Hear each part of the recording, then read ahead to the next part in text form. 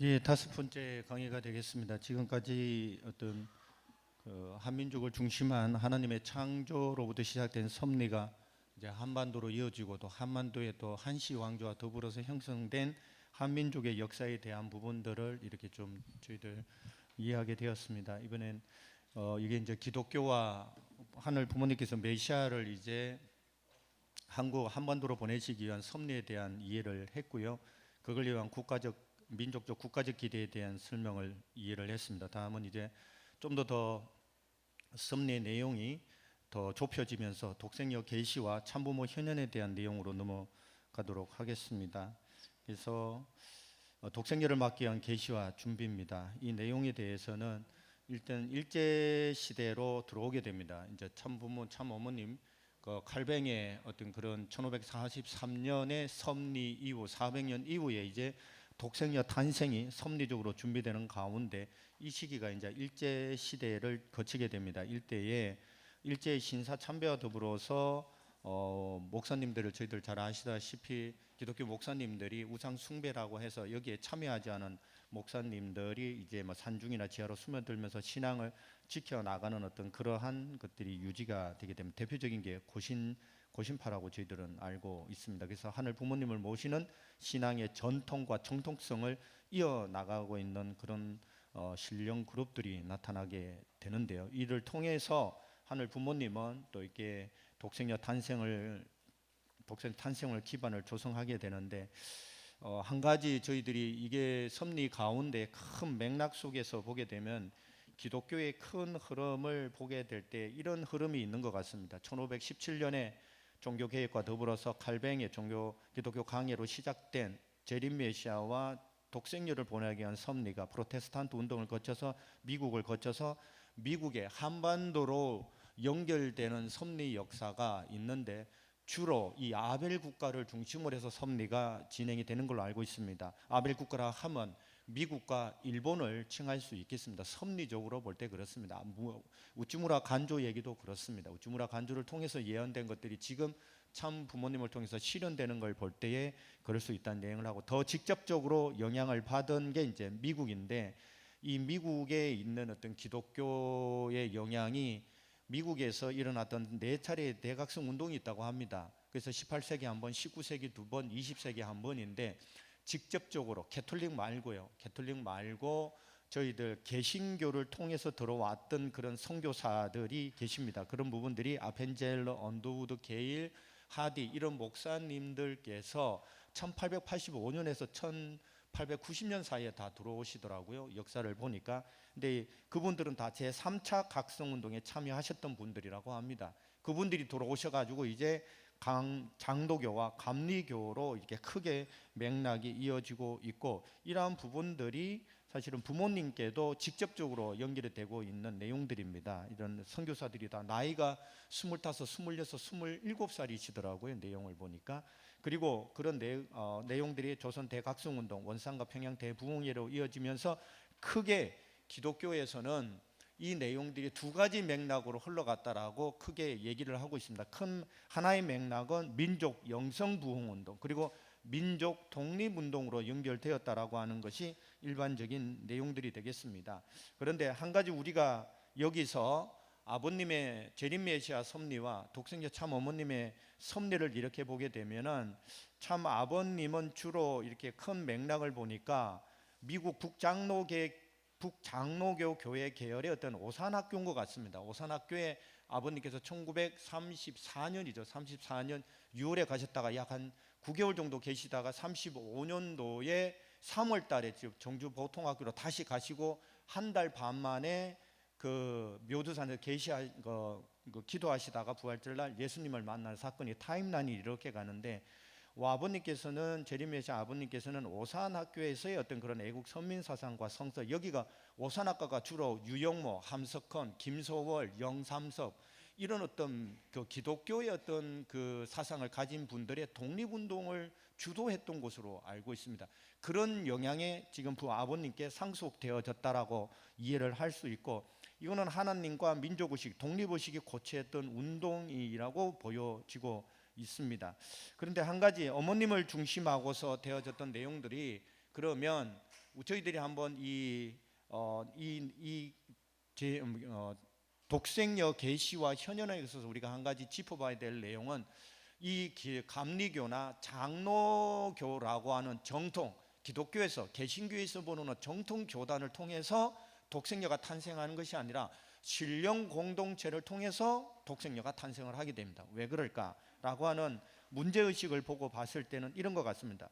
우리가 문제의식을 가져야 되는 한 가지 내용은 뭐냐면, 이렇게 예수님 십자가 이후에 영성 부흥운동, 그게 성령이라고, 사도행전을 성령행전이라고 하는 그 성령운동이, 예수님께서도 이제 십자가에 가시면서 다시 보혜사 성령이라고 하는 부분들을 보내주겠다. 그래서 기독교가 성령 중심의 종교가 된 건 사실입니다. 사도행전을 통해서도 보고 나타나는데, 저희들이 유심히 봐야 되는 부분들은 무엇이냐면은 그 성령의 본질입니다. 그 성령의 본질이 무엇일까? 기독교의 운동이 유럽으로 가서 다시 미국을 거쳐서 한반도로 돌아왔던 그 성령 부흥회, 평양 대부흥회까지 이어졌던 그 성령의 본질을 한마디로 얘기하면 남성 중심의 성령입니다. 그것은 폴 틸리라고 현대 기독교 신학의 양구도 칼바르트와 폴 틸리, 우리가 잘 알고 있습니다. 폴 틸리가 그리스도교 사상사에서 뭐라고 얘기를 하고 있냐, 일갈하고 있냐면, 그리스도교는 그 종교 안에 여성적 요소를 허용하지 않았다는 점에서 유대교를 따르고 있다. 유대교든 개신교든 기독교든 이 성령이라는 개념 안에 남성적 여성적 요소는 없다는 것입니다.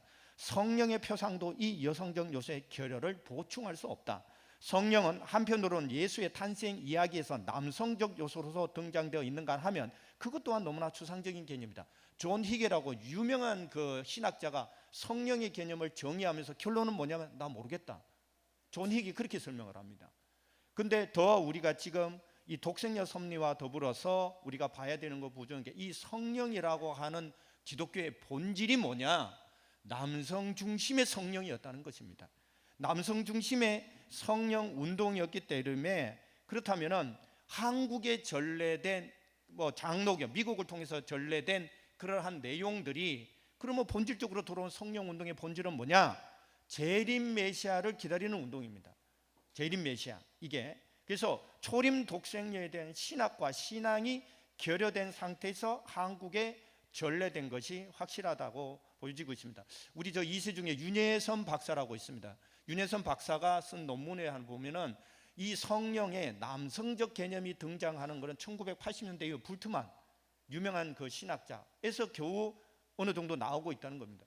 그러니까 한국에 전래된 이 성령 운동의 본질은 다 남성 중심의 성령 운동이었다는 것을 분명하게 확인할 수 있을 것 같습니다. 그런 측면에서 기독교 신앙에 우리 한국에 전래된 을 넘어서 기독교 신앙 자체, 개신교죠, 근본적 한계는 남성 중심의 성령 운동으로 이해될 수 있을 것 같습니다. 그래서 재림 메시아와 또 요한계시록에 게시된 재림 메시아의 분 독생녀를 찾아야 했는데, 기독교는 재림주만 대망하는 신앙으로 이게 나타났던 걸로 확인이 되고 있습니다. 그래서 결국은 독생녀를 찾는 어떤 신학도 형성되지 않은 상황 속에서 한국으로 전래된 것으로 확인이 되고 있습니다. 그래서 이 원산 대부흥회라든지 평양 대부흥회를 통해서 강력한 성령 체험과 영적 각성, 회개와 구원, 또 민족의 해방과 구원을 강조하면서 메시아 대망 사상과 열망을 확산시킨 것은 사실입니다.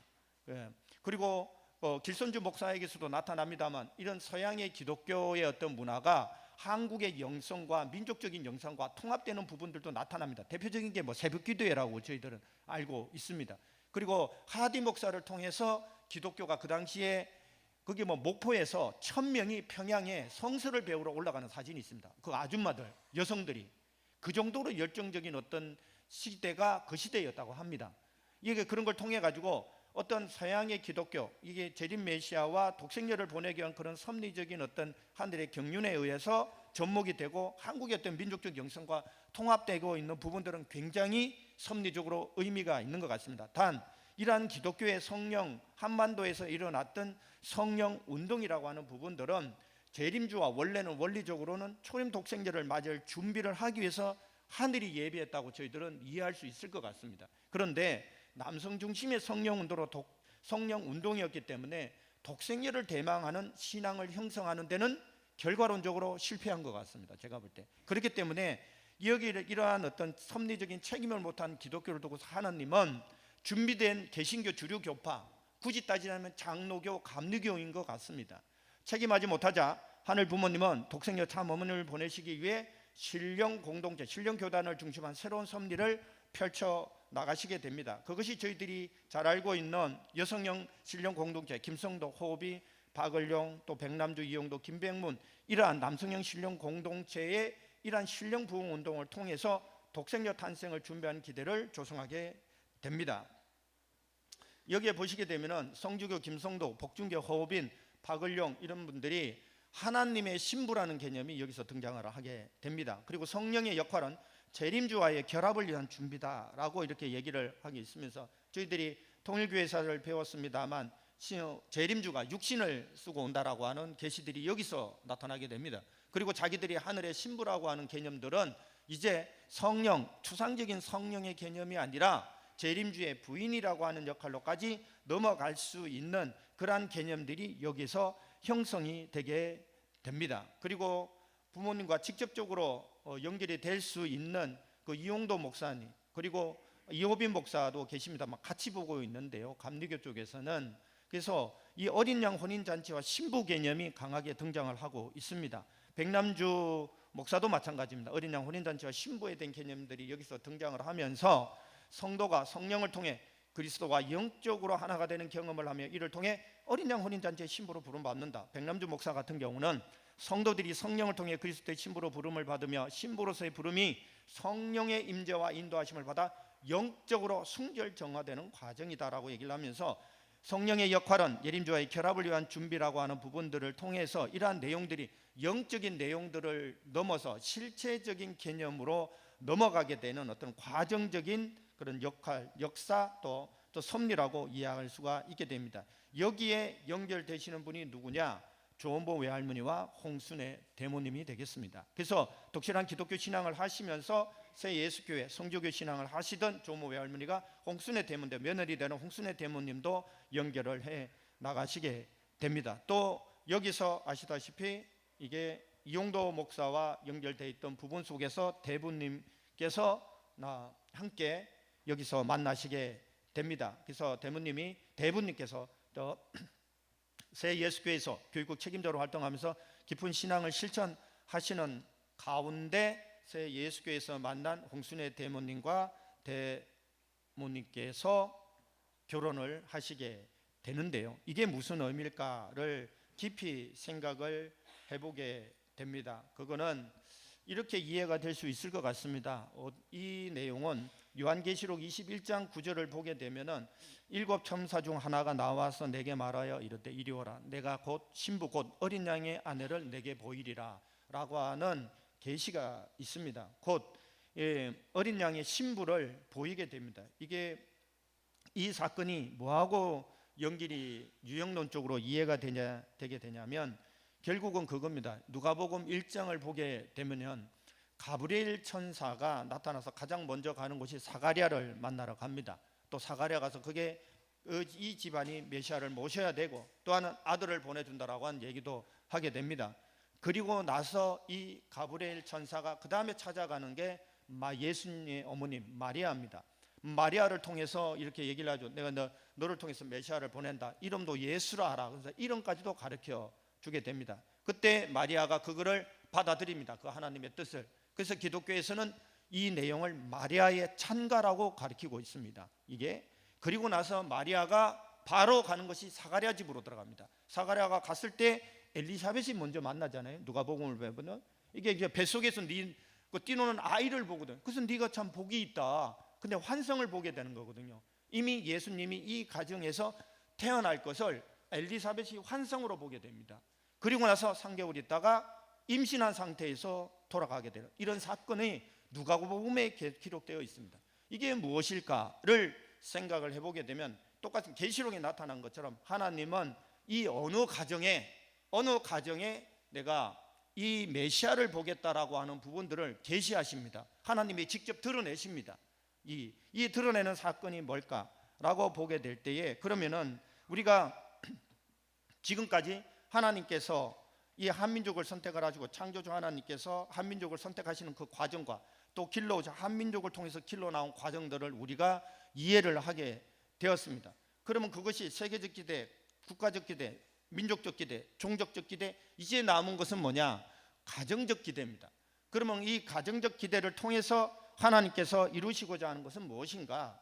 이 한민족을 선민으로 택하신 가운데 이제 이 한민족을 택하신 그 궁극적인 목적의 가장 중요한 내용, 이 독생녀를 어디다 탄생시킬 건가라고 봤을 때 하나님께서 기독교의 어떤 주류, 감리교라든지 장로교라든지 여기서의 어떤 준비된 그런 성령 운동을 접붙여 줬지만은 이 깨닫지 못하는 중심 인물이 책임하지 못했던 내용들을 놓고서 신령 그룹을 통해 신령 공동체를 통해서 독생녀를 예비하시게 되고 그 과정이 바로 한승훈 대부님과 대모님이십니다. 그렇기 때문에 한승훈 대부님과 대모님께서 혼례를 하시게 됩니다. 이 결혼식의 의미가 뭐냐? 바로 독생녀를 이 가정에 탄생시킬 것이라고 하는 탄생에 대한 인침을 하시는 사건이 나타나게 됩니다. 그래서 이 가정적 기대가 완성을 하고 1934년 3월 5일로 알고 있습니다. 이 내용을 통해서 이제 이 가정에 독생녀를 하늘 부모님께서 탄생시키겠다라고 하는 당신의 계시가 나타나게 됩니다. 그래서 하늘 부모님의 꿈은 그런 것 같습니다. 이 하늘 부모님의 꿈은 이 아담의 송원으로 참 가정과 참 부모를 이루는 것이고, 또 하나는 독생자 예수님을 보내셔가지고 다시 한번 어린 양 참 부모가 되기를 소원하셨지만은 아시다시피 독생녀가 탄생하지 못해서 이것이 이루어지지 못했습니다. 십자가에 돌아가시게 되었고요. 그리고 재림 메시아와 초림 독생녀를 통해서 어린 양 혼인 잔치의 성취를 통해서 하늘의 창조 이상을 실현하려는 섭리 가운데 드디어 이제 이 가정에 하늘 부모님께서 독생녀를 탄생시키겠다라고 하는 인침을 하시게 됩니다. 그리고 나서 결혼 후 7일 후에 대모님을 통해서 직접 하늘 부모님께서 계시하십니다. 아들이면 우주의 왕, 딸이면 우주의 여왕이 태어날 거다라고 하는 계시를 직접 주시게 되게 됩니다. 이것이 얼마나 놀라운 것이냐라고 보게 될 때에 이런 것이 있는 것 같습니다. 참 어머님의 탄생을 놓고서 보게 되면 엄청난 하늘 부모님께서 예비했다라고 하는 그런 내용들 저희들이 이해할 수 있을 것 같고요.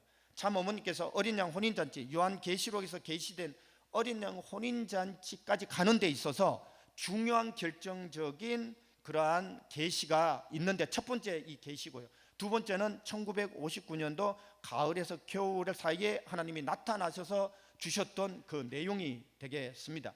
이것이 실질적으로 다른 종교와 또 다른 특징이 있는 것 같습니다. 무슨 말이냐면 이게 여러분 인터넷에도 그 자료가 많이 나와 있습니다만 그 이슬람 마호멧이 계시받는 사건을 보게 되면은 가브리엘 천사가 와서 마호멧한테 쉽게 말하면 인침하는 사건이 일어납니다. 그리고 마리아를 찾아온 그 존재도 가브리엘 천사입니다. 이게 그리고 아버님께 오신 그분은 예수님입니다. 예수님 직접적으로. 물론 이전에 하나님을 만나셨고 하나님께서 말씀을 주셨다는 내용도 있습니다만 결정적으로 참 부모님께서 특히 참 아버님께서 재림 메시아로서의 사명을 이렇게 소명받으시는 그 내용은 예수님이 직접 오셔서 말씀을 주신다라고 저희들 알고 있습니다. 어머님은 조금 결이 다른 내용이신 겁니다. 그 계시가 첫 번째 계시가 대모님을 통해서 나타납니다.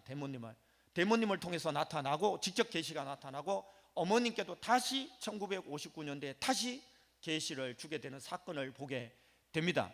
그런 측면에서 볼 때에 이 지금 하늘 부모님께서 이 독생녀 탄생을 위해서 한민족을 준비한 섭리 가운데 계속해서 하나님이 어떻게 이렇게 계시하는가 하는 사건을 분명하게 저희들은 이해할 수 있을 것 같고요. 며칠 전에도 어머님 그런 말씀 하셨습니다. 조회 시간에 나는 하늘 부모님이 직접 탄생시켰어 라고 하는 말씀을 며칠 전에 분명하게 주셨습니다. 이 부분에 대해서 계시가 이거를 증명하고 있다고 보고 있습니다. 그런 가운데 이제 이 하늘 부모님의 하나님 예비하시고 또 계시 주신 그 내용들을 통해서 이제 9년 만에 참 어머님이 탄생을 하시게 됩니다. 거기에 대해 환시도 있고 예언도 있습니다. 하늘의 신부가 되실 분이고 주님의 딸이니 대모님 너는 유모와 같다라고 하는 내용들이 있게 됩니다. 1943년 1월 6일 독생녀 참 어머니께서 평안남도 안주에 강림을 하십니다. 이 내용은 조한준 할아버지의 공적과 조모 외할머니 그리고 홍순의 대모님의 신령 공동체에서 쌓은 정성의 기반 위에 탄생을 한다라고 하는 사실을 저희는 분명히 이해해야 될 것입니다. 그것은 기독교가 근본적으로 출발부터 예수님이 십자가에 돌아가심으로 말미암아서 어쩔 수 없이 한계를 가지게 된 남성 중심의 성령 운동을 이제 다시 한번 한반도에서는 새로운 성령 부흥을 통해서 독생녀를 맞이할 수 있는 기대를 조성하려고 하는 뜻이 있으셨지만은 그 뜻이 이루어지지 않자 신령 공동체를 통해서 독생녀를 탄생시킨 사건이 되겠습니다. 그래서 독생녀의 강림과 대한민국이라는 측면에서 보게 될 때 이 독생녀 참 어머님 참 아버님도 마찬가지라고 생각이 됩니다만 한민족이 지금까지 만들어 왔던 또 하나님을 통해서 형성된 이 서민의 민족성이 있습니다. 평화 애호 사상 그리고 경천 사상 천손 사상 그리고 이 한민족의 역사를 이렇게 볼 때는 애천 애인 애국에 대한 내용들이 분명히 있다라고 하는 것들을 아마 앞선 강의 시간에 대해서 확인하셨을 겁니다. 그리고 또 하나 공생, 공영, 공의의 민족성이 있다라고 하는 것을 확인할 수 있었습니다. 우리 민족성 안에 이런 내용들은 부모님께서 나중에 선포하시고 또 실제화하신 내용입니다만 이러한 민족성들이 재림 메시아 참 아버님과 독생녀 참 어머님께 그대로 상속되었다고 볼 수 있습니다. 그리고 그러한 민족성을 부모님께서는 또 다음 시간에 말씀을 주시겠습니다만 이 민족성이 이 민족에게 머무르지 않고 국가, 세계, 천주까지 확대, 완성, 승리시켰다는 데 큰 의미가 있을 거라고 저는 생각을 하고 있습니다. 그런 의미에서 이 한민족의 민족성 또 선민으로 선택된 이 한민족이 참 부모님을 모시고 전 세계의 그 뜻을 이루어야 된다라고 하는 부분들은 우리의 민족성 가운데 그대로 그걸 상속받아 탄생하시고 그걸 완성시킨 참 부모님을 통해서 분명히 구현될 수 있다는 것을 확인할 수 있을 것 같습니다. 참 어머님의 그리고 탄생이 가지고 있는 그런 민족성을 중심한 의의는 이 지금까지 하나님이 길러온 그 민족성을 그대로 독생녀 참 어머니께서 재림 메시아 참 아버님도 마찬가지라고 생각이 되지만 그 내용들이 그대로 상속되어졌다라고 하는 사실을 저희들 분명히 확인할 수 있을 것 같습니다. 참 부모님께서는 처음에도 말씀드렸습니다만 하늘 부모님의 꿈을 분명하게 말씀을 하셨습니다. 자신을 닮은 인간 시조 남자와 여자를 창조하셔서 그들이 스스로 성장해서 사랑으로 하나 될 때 그들의 채를 쓰고 참부모가 되는 것이라고 말씀하시고 지상에서 승리한 참부모와 자녀들과 함께 하늘 부모님을 중심한 인류 한 가족을 이루어 지상 천국 생활을 하다가 영계에 가게 되면 천국에서 영원히 함께 사는 것이 하늘 부모님의 소원이라고 분명히 말씀을 하셨습니다. 그렇다면 하나님의 창조 이상의 구조는 원칙은 쌍이라고 얘기를 하셨습니다. 그러면 지금까지 기독교 역사를 통해서 고대해 왔던 하늘이 준비해 오신 존재는 누구냐? 재림 메시아도 맞고 더 고대하고 계셨던 재림 예수님 때 탄생하지 못했던 그 독생의 탄생을 우리가 알 수 있을 거라고 생각이 됩니다. 그렇기 때문에 기독교를 통해서 쌍을 이루는 하나님의 창조 이상을 이룰 수 있는 재림 메시아 이미 탄생을 하셨고 그 기대 위에 다시 한번 독생녀가 탄생할 수 있도록 섭리를 경륜해 오셨습니다. 그런 가운데 독생녀가 탄생함으로 말미암아서 하늘 부모님의 창조 이상 완성을 하는 새로운 출발이 시작되었다라고 하는 의미가 있을 것 같습니다. 또 하나는 무엇이냐? 그렇다면은 하늘 부모님의 창조 이상을 향한 출발이 되어졌다면 그러면 하나님 나라 궁극적으로는 이 하나님 나라가 이루어져야 되는데 하늘 부모님의 나라가 그러면은 하늘 부모님을 중심한 국가 형성 섭리가 같이 출발되어졌다라고 볼 수 있을 것 같습니다. 거기에 대해서 어머니께서 계속 말씀 주신 내용이 무엇이냐면 이 내용입니다. 대한민국이 왜 대한민국이냐, 그 시원이 무엇이냐라고 하는 부분들을 강하게 확인하라고 말씀을 주셨습니다. 그러시면서 김진명 작가를 만나보라고 하셨습니다. 그래서 어머니께서 말씀 주셔서 김진명 작가를 만나봤습니다. 만나서 여러 가지 말씀들을 2시간 정도 만났고 그 다음날 또 전화 통화하면서 1시간 동안 얘기를 들었습니다. 그 내용을 통해서 이 한민족의 시원, 어머니께서 분명히 만나보라고 하신 이유가 있었는데 확인할 수 있었습니다. 그래서 김진명 작가도 그렇게 얘기를 하더라고요. 이 왜 한민족이 이게 힘이 없냐, 정체성이 약해서 그렇다. 왜 정체성이 약하냐, 우리의 정체성이 무엇인지를 정확하게 이해하지 못하고 있다. 그 정체성의 핵심이 뭐냐, 한이다. 나라 한자입니다. 고통스러울 그 한이 아니라 나라 한자입니다. 이게 한나라 한자가 아니고요. 그거에 대한 정체성을 이해 못해서 그렇다. 그러면서 원래 우리나라의 그 성씨의 출발이 한씨고, 그 한씨 왕, 우리는 고조선보다 더 앞선 나라가 한씨 왕조다. 김진명 작가의 주장입니다. 이병도 그 역사학자도 그 주장을 하고 있습니다만, 그래서 그 한민족의 시원, 그 시원으로부터 시작된 내용들이 그러면 어디까지 이어지고 있느냐? 아까 도윤섭 총장님 말씀을 주셨습니다만 그 앞에 놀라운 얘기들이 있습니다. 이 한의 사상과 이 전통이 어디로 이어지고 있냐? 대한제국으로 이어지고 있습니다. 근데 고종이 아까 말씀하셨던 거, 한을 왜 제정하게 되었는가라는 데는 내용이 있습니다. 그리고 대한독립선언서에 대종교가 주도했던 그 길림에서 1919년도 2월에 했던 대한독립선언서를 보게 되면은 거기에 한에 대한 내용들이 있습니다. 3.1 운동에는 민족의 자주운동은 얘기를 하지만 한의 사상은 거기 드러나 있지 않습니다. 오히려 1919년도 2월에 길림에서 선포했던 3대 독립선언 중에 하나, 대한독립선언서에는 그 한에 대한 내용이 분명하게 나오고 있습니다. 그 전통을 이어가건다. 그런데 거기에 중요한 인물이 거기다가 참여를 하고 있습니다. 그 대한독립 1919년도 2월에 길림에서 있었던, 거기는 김자진 장군도 들어가 있고 김규식 선생도 들어가 있는데 더 중요한 인물이 하나 들어가 있습니다. 이승만 대통령이 거기 들어가 있습니다. 거기 대통령이, 그 대한독립선언서에는 이승만 대통령이 들어가 있습니다. 제가 궁금했습니다. 이승만 대통령이 기독교인인데 대한민국이라고는 대종교가 주도하는 그 한이라고 하는 나라 이름을 짓는데 그걸 어떻게 동의를 했을까라고 생각을 해봤는데, 그게 어떤 논문의 그 연구자는 이승만 대통령이 대종교에 입교를 했다. 그리고 한의 사상을 분명하게 이해하고 있었던 걸로 이해하고 있다. 그렇다면 이승만 대통령은 기독교인이면서 한민족의 민족성의 한의 정신을 그대로 상속한 상징적 인물이 되어버린 겁니다. 이 자체, 이게 그분이 대통령이 되는 과정입니다. 그래서 어머님께서 여러 말씀을 주셨습니다. 그 말씀을 이렇게 정리가 되어 있습니다. 책에 나와 있습니다.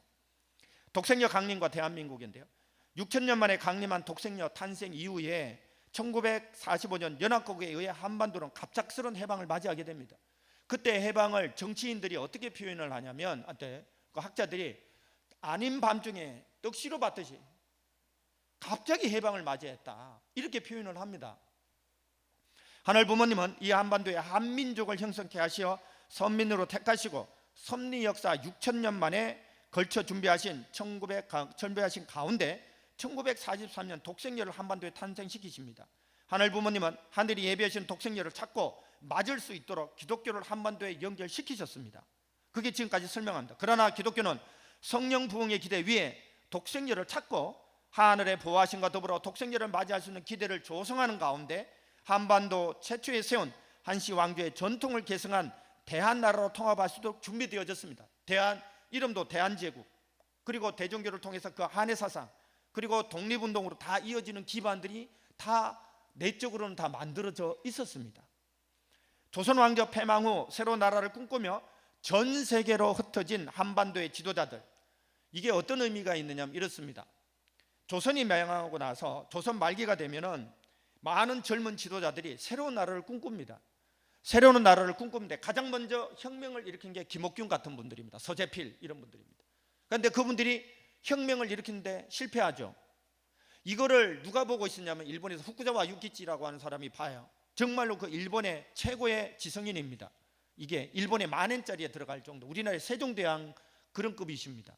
그런 분이 이렇게 그 김옥균이나 이런 사람들을 지지했던 사람들이고, 조선도 일본처럼 메이지 유신 같은 거를 통해 가지고 근대화 되기를 바랬어요. 근데 그 혁명이 실패를 하자 조선은 안 되는구나. 조선은 절대로 일본처럼 근대화 안 되는구나. 그래가지고 정한론으로 급격하게 기웁니다. 그러면서 기존의 정한론을 갖고 있던 사람들이 했던 것들이 그냥 광품처럼 밀어붙이면서 이게 조선이 그냥 일본의 식민지로 전락을 하게 됩니다. 그러면 그 식민지로 전락한 한반도에 새로운 나라를 꿈꾸던 세 그룹이 나타납니다. 세 그룹. 첫 번째 그룹이 뭐냐? 미국과 기독교를 중심한 민주주의를 꿈꿔온 사람들이 있습니다. 대표적으로 그런 분이 이승만 대통령입니다. 두 번째 그룹이 있습니다. 소련과 공산주의를 중심한 사회주의 국가를 꿈꿔옵니다. 그게 결론적으로 김일성입니다. 해방 후에 미 군정에서 설문조사를 해봐요. 어느 나라 체제를 여러분들이 제일 원하느냐? 사회주의 국가입니다, 여러분들. 사회주의 국가. 해방 후에 미 군정에서 실시한 이게 엘리트들이 다 그런 걸 꿈꿨어요. 사실은 김일성이 해방 후에 내려와가지고 서울대 교수들을 직접 만나서 다 데리고 올라가 버립니다. 그 서울대라고 하는 그 엘리트들이 다 동경제대를 다 나왔을 텐데 이런 사람들이 이게. 그리고 또 하나는 뭐냐면 어떤 한 그룹이 있냐면 단독 민족 국가를 꿈꿔 나온 그룹이 있습니다. 그게 대표적으로 김구 선생과 조만식 선생. 남한에는 김구 선생, 북한에는 조만식 선생 같은 분이었습니다. 이렇게 꿈꿔 나왔는데 이분들이 하늘 부모님의 뜻을 중심한 국가 창건에는 합의가 안 됩니다. 물론 소련과 또 그 2차 대전 성전국에서의 어떤 그런 영향도 있지만은 일단 내부적으로 합의가 안 됩니다. 합의가 안 됩니다. 이게 그렇기 때문에 하늘 부모님은 한시 왕조로부터 시작되어 한의 정체성을 이어나갈 수 있도록 기독교 지도자를 중심하고 이승만 대통령을 지칭합니다. 이승만 대통령을 지칭하는데 이 이승만 대통령이 그 당시로 돌아가 보면 그렇게 인기 있던 인물이 크게 아니었습니다. 크게 외국에서 선교 활동을 하시고 독립운동을 하셨기 때문에 이게 미국에서는 큰 영향력을 갖고 있었습니다. 하지만 이분이 대통령이 되게 됩니다. 이 기독교 지도자를 중심하고 남한에 1948년 대한민국을 출현시켜 주셨습니다. 이유가 뭐냐? 이게 김일성을 소련에서 세운 이유와 이승만을 미 군정이 세운 이유가 똑같습니다. 미 군정이 세운 이유가 뭐냐? 첫 번째, 이 사람이 기독교인이어야 돼요. 미 군정이 들어와 있으니까. 두 번째, 자유민주주의 사상을 갖고 있어야 돼요. 세 번째, 독립운동을 했어야 됩니다. 이 세 가지 요건 때문에 김구 선생이 안 되고 이승만 대통령이 되게 됩니다. 김일성을 왜 소련이 스탈린이 택하느냐? 첫 번째, 공산주의여야 됩니다. 공산주의지. 그리고 소련에 대한 부분들을 적극적으로 같이 하고 있어야 됩니다. 세 번째가 뭐냐? 독립운동을 해야 됩니다. 김일성이 큰 독립운동을 하지는 않았어요. 파출소 정도 이렇게 공격하고 빨치산 정도를 했습니다. 독립운동한 거는 마찬가지. 독립운동 하기는 했어요. 그렇기 때문에 이 나라가 하늘 부모님 뜻을 중심하고서 기독교를 통해 가지고 다 준비됐는데 이게 안 되니까 하늘 부모님께서는 기독교 지도자를 세워서 남한에 대한민국을 출현시켜 주십니다. 그래서 이승만 대통령이 되고 나서 기독교인들을 다 정부 내각에다가 엄청난 숫자를 다 기독교인으로 채웁니다. 제가 알기로 논문에 나와 있는 걸로 보면 약 60%가 기독교인으로 다 채워버립니다. 그래서 갑자기 해방 후에 기독교인들이 기하급수적으로 늘어나고 거의 국가 종교급으로 가게 되는 내용이 됩니다. 그렇다면 이 역사적 사실로 볼 때도 하늘이 기독교 지도자를 중심으로 이 한반도의 대한민국 한의 정신을 상속할 수 있는 그런 사상을 갖고 있고 배경을 갖고 있고 그런 조건을 갖고 있는 인물을 세웠다라고 하는 것은 분명한 의미가 있는 것 같습니다. 그리고 국호 대한민국의 민국은 민주주의 국가를 뜻합니다. 실질적인 국호는 근데 한입니다. 한. 이게 한으로 결정되었습니다. 이 한은 한반도 최초의 한시 왕조와 고조선의 전통을 이어받은 사만을 계승하며 대한은 천명을 받고 한 나라로 통합된다는 의미를 담고 있습니다. 그렇게 독생애를 중심하고 대한민국은 통합되어야 한다는 뜻을 하늘 부모님은 나라 이름에 분명하게 드러내셨습니다. 그리고 대한민국은 이러한 하늘 부모님의 뜻을 하나님이 보호하사 우리나라 만세와 대한사람 대한으로 길이 보존하세라고 애국가에 담아 한민족을 선민으로 세운 하늘 부모님의 뜻을 계승해 나가는 정신을 정립했습니다. 실질적인 국호가 한인데요. 그 당시에 재헌 국회의원들의 이런 얘기를 합니다. 왜 대한민국을 이 나라를 대한민국으로 해야 되냐? 뭐 조선도 있고 뭐 다른 말들이 많이 있었습니다. 이게 대표적으로 세 분의 말씀을 좀 드리도록 하겠습니다. 그게 그 재헌 국회 회의록에 나와 있는 내용입니다. 대안이라는 두 글자를 쓰는 것을 말씀드리려고 합니다. 왜 그러냐면 우리의 정신이 대안에서부터 나온 것이다. 이 대안을 잃어버리고는 이준 선생 이하 여러 선열의 그 정신을 찾기 위하여 해외에서 무한한 피를 흘려가면서 이 이름을 찾으려고 했던 것이다. 그러니까 이것을 찾는 것이 우리의 사명이다. 한의 정신을 찾는 것이 우리의 사명이다. 그 대한민국의 국호 이름 안에 그런 정신이 들어가 있습니다. 그리고 조국현 의원이 이렇게 얘기를 합니다. 모두 우리 대안을 찾자는 것이었다. 우리의 순국 선열은, 우리의 애국지사는, 우리의 대안 임정은 무엇이 때문이었습니까? 우리 모두 대안을 찾자는 것이었다. 이렇게 얘기를 하게 됩니다. 그래서 우리는 대한민국의 국호를 씀으로써 거룩한 3.1운동을 살려내며 세계에 천향하고 대한 임정의 법통을 개성하여 반맞는 찬란한 역사를 접속하는 의미에서 나는 국호를 대안이라고 주장한다. 이런 얘기를 하게 됩니다. 그리고 세 번째 국회의원이 그런 얘기를 합니다. 전현식 국회의원이 대한민국은 3.1 혁명투쟁을 통하여 조성된 국호이며 이 역사적 광영을 가진 국호야말로 대내적으로는 민족 통일의 기초가 되고 대외적으로는 민족 투쟁의 긍지가 될 것으로 믿는다. 이렇게 얘기를 하고 있습니다. 이게 저도 이거를 다시 한번 어머님께서 대한민국의 시원을 알아보라고 얘기를 하실 때 이게 무슨 의미일까를 생각해 봤는데 이 대한민국에 담긴 의미가 우리나라 이 한반도 한민족이 시온으로부터 해서 이 독생녀가 탄생하고 독생녀 탄생 기대 위에 하나님 나라를 건설할 수 있는 이 실제적인 현대 근대 국가를 성립하는 데까지 이어졌다는 사실을 확인할 수 있었습니다. 그래서 이 대한민국이라는 게 뭘까? 이게 뭐 어떤 민족주의나 국가주의의 그런 것이 아니라 하늘의 섭리적인 입장에 보서라도 하늘의 이 섭리가 재림 메시아, 특별히 이 나라를 독생녀를 중심하고서 끌어나가야 되는 하늘의 큰 뜻이 있었음에 이 독생녀를 중심하고 대한민국은 통합되어야 한다는 뜻을 나라 이름에다가 분명히 드러냈다는 것을 확인할 수 있었습니다. 그런 가운데 참 어머니께서 48년도 3대 동료 하나님께서 3대 동료를 남아토록 인도하십니다. 그런 가운데 절대신앙을 해 나오셨습니다. 나오셨고 그런 가운데 이 참 어머니께서 6.25를 한국전쟁을 경험하시는데 한 번은 어머님이 한국전쟁 얘기를 하시면서 눈물을 흘리시더라고요. 너희들은 이해 못하지 그러시는데 뭐 저희들은 그런 세대가 아니니까요. 저는 어머니한테 들었던 말씀을 드렸습니다만 어머니께서 이 어린 나이에 지금 약 한 한국 나이로 7살, 8살밖에 안 되는 그 나이에 경험한 그 전쟁, 한강 다리가 끊기는 가운데서 만났던 그 하나님의 역사, 그런 경험들, 고통, 이런 내용들을 말씀을 해 주셨습니다. 한국 전쟁의 참상을 몸소 깊이 체험하시면서 고통받는 사랑과 그 현실에 대해서 안타까워하시면서 평화와 사랑에 가득한 세상을 염원하는 그러한 내용들이 참 어머님의 심정 속에서 발현되어졌다라고 확인할 수 있습니다.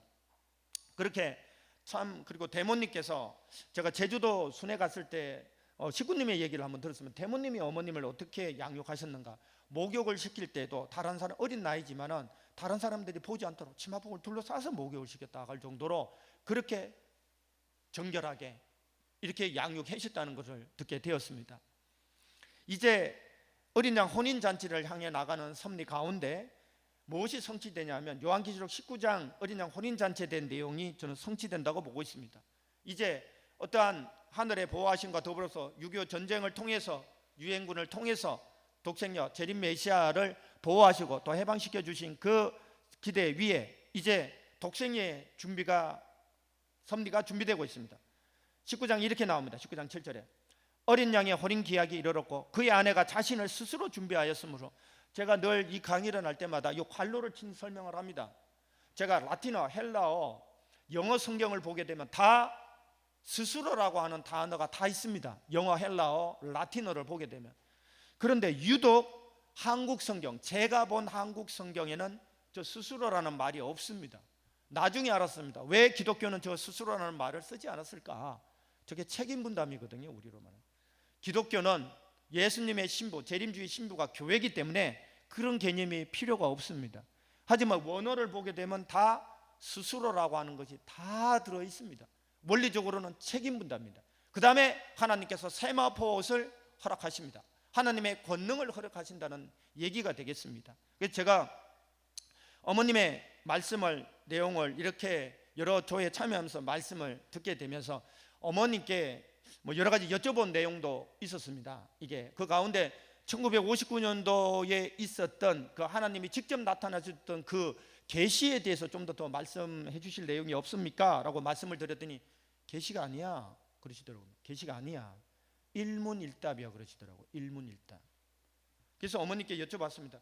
그럼 언제부터 일문일답 하셨습니까? 그랬더니 어머니께서 조모 외할머니가 또 대어머님이 내 아버지는 하나님이다라고 얘기할 때부터 일문일답 하셨다라고 말씀하십니다. 거기에 대해서 그러시면서 여기 계십니다만 그때 그 자리에 황보국 협회장께도 여쭤봐요. 너 이해가 되니? 그때 한번 여쭤보신 적이 있습니다. 일문일답하는 내용에 대해서 저희들은 잘 이해가 안 됐습니다만 이렇게 볼 때에 참 어머님께서는 한국전쟁 이후 그 전부터일지는 모르겠지만은 하나님과 일문일답 하시는 가운데 하나님의 인도로 계속해서 성장해 나오셨다라고 하는 것을 확인할 수 있었습니다. 그리고 더 중요한 내용이 하나가 있습니다. 이게 어머님께서 이게 우리가 원리적으로 생각을 해보게 되면은 이게 우리한테는 모든 존재에게, 특히 인간 모든 존재, 하나님도 책임 분담이 있듯이 다 책임 분담이 있다고 알고 있습니다. 그렇다면 독생녀에도 책임 분담이 있다는 원리에 저희들은 결론에 이르게 됩니다. 여쭤봤습니다. 세계적인 기대, 국가, 민족, 종족, 가정적 기대가 다 완성이 되었습니다. 어머님. 그러면 독생녀로서의 개인적인 책임 분담이 있을 것 같은데요, 어머님. 혹시 그 책임 분담이 말씀 속에, 원리 속에 있는 순결과 정절이 맞습니까? 그랬더니 그게 맞다고. 그래서 내가 온전하다고 그런 말씀을 주셨습니다. 무슨 얘기냐? 참 어머님은 독생녀로서 개인적 책임 분담인 순결과 정절을 완수하시게 됩니다. 그렇기 때문에 그런 책임 분담을 완성하신 기대 위에 1959년 가을이 지나갈 무렵 개인적 책임 분담을 완성하신 참 어머니께 이것은 무슨 의미냐면 독생녀로서 탄생하셔서 창조 원리에 따른 제1축복, 저희들이 원리에서 배웠습니다. 그건 순결이라고 계속 배웠습니다. 순결과 정절의 제1축복을 완성해 나오신 그 개인적 책임 분담을 승리하신 그 참 독생녀 참 어머니께 하나님이 직접 나타나셔서 이렇게 얘기하십니다. 나는 알파의 오메가이니 창세전부터 우주의 어머니를 기다려왔다고 하시면서 독생녀로서 책임 분담을 완성하신 참 어머님을 어린 양 혼인잔치의 신부로서 최종 인침을 하시게 됩니다. 이로써 한민족을 선민으로 택하시어 역사하신 하나님께서는 그 선민 택함의 2차 목적, 1차 목적은 탄생입니다. 2차 목적을 완성하셨습니다. 이렇게 그거에 대해서 어머니께서는 스스로 결단해서 나갔다라고 말씀을 계속 주셨습니다. 하나님의 인도로 어릴 때부터 하나님과 일문일답 하시는 가운데 하나님께 그러한 말씀을 나왔습니다. 여쭤봤습니다. 어떤 일문일답을 하셨습니까? 어머님 했더니 인간은 왜 태어나는가? 인간은 왜 이렇게 이제 전쟁을 경험하셨으니까 이게 왜 이렇게 고통스러우신가? 그러시면서 내 사명이 무엇인가 하나님께 여쭤보고 일문일답 하셨다고 분명하게 얘기를 하셨습니다. 이 내용은 그냥 일방적으로 하나님이 오셔서 나타나시는 것이 아니라 어릴 때부터 독생녀로 인침받으시고 탄생하신 가운데 하나님과 일문일답 하시는 가운데 하나님으로부터 직접 들은 내용이셨다라고 말씀을 하셨습니다. 그렇기 때문에 참 어머니께서는 하늘이 예비하시고 또 가신 가운데 인침받으신 가운데 탄생하셔서 이렇게 길러 나오시는 하나님의 보호하심과 더불어서 이제 마지막으로 스스로 책임 분담을 완성하신 가운데 인침을 받으십니다. 그래서 스스로 결단하여 나아갔다. 스스로 결단하여 참 아버님과 삼면하신 이후에 스스로 결단하여 어린 양 혼인잔치 나갈 것을 결심하시고 우리가 알다시피 1960년 4월 11일 어린 양 혼인잔치를 성취하시게 됩니다. 그래서 어머님이 그런 말씀을 하십니다. 모든 것이 하늘이 준비했다는 걸 항상 느끼고 있었다라는 말씀을 주셨습니다.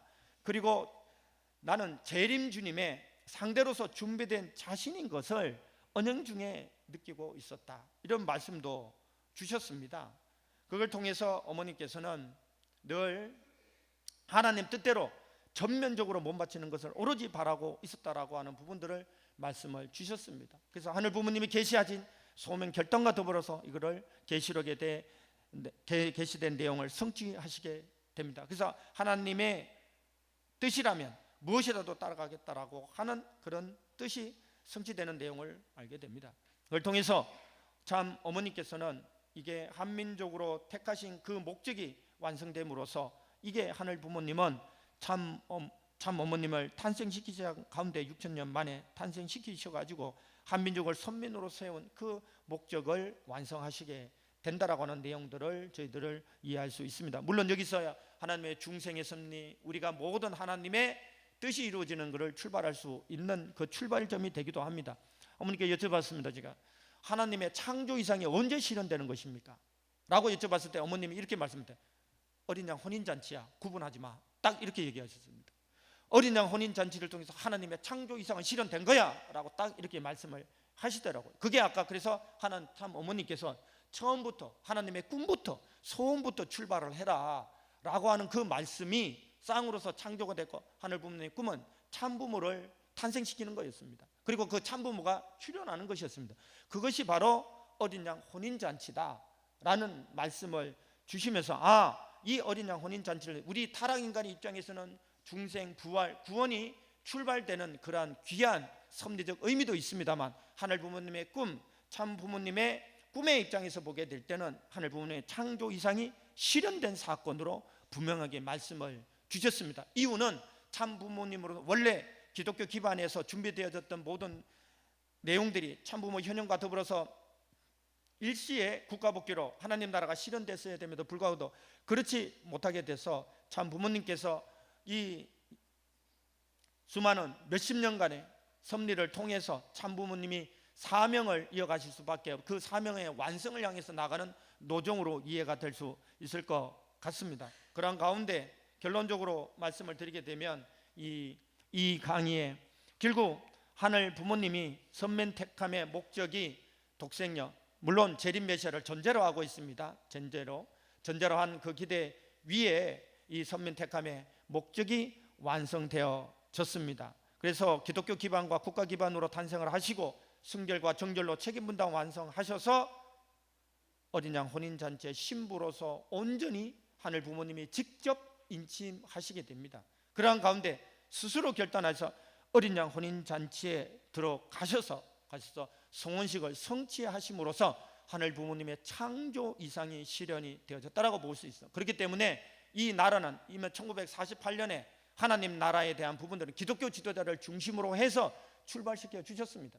그렇기 때문에 참부모로 현현하신 양이분 참부모님을 중심하면서 기독교 국가가 하늘 부모님의 뜻을 알았더라면 참부모님을 모시고 갔더라면 1960년 이후에라도 모시고 나갔더라면 이 나라가 더욱더 선민의 택한 하늘의 뜻이 더욱더 일찍 더 성취되었을 것이라고 하는 섭리적인 관점으로 이해할 수 있게 되었습니다. 그래서 이 말씀을 통해서 이 내용을 통해서 다시 한번 저는 새롭게 자각한 것은 어머니께서 말씀하신 대한민국이라고 여러 번 얘기를 하셨거든요.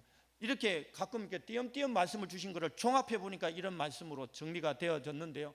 이 대한민국이라는 거, 저도 북한학을 해봐서 이게 뭐 한반도의 분단부터 시작을 해서 이게 어떻게 이게 이어지고 이 문제가 본질이 무엇인가를 여러 가지 고민을 해봤지만은 참 어머님의 말씀을 통해서 다시 한번 남북 통일이 어떤 시점에서 돼야 되고 어떤 관점으로 접근을 해야 되고 우리가 어떤 관점으로 해서 이 민족에게 이 통일에 대한 그리고 한반도의 이상적인 국가를 건설할 것인가를 말해줄 수 있는 그 근거가 마련된 건 확실합니다.